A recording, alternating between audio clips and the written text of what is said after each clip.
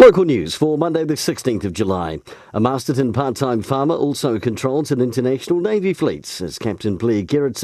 This month he takes command of a naval task force larger than the Royal New Zealand Navy fleet.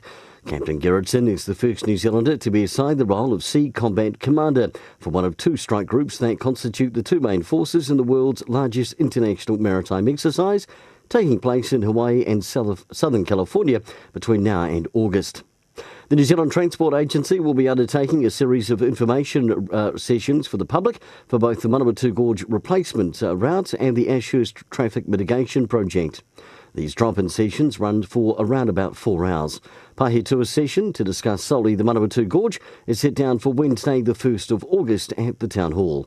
And in sport and Premier Rugby, Gladstone will host Martinborough, Carterton Greytown at this weekend's Prem semi-finals, and the reserves top four, home advantage for Tuharangi against Puketoi and Pioneer against Carterton.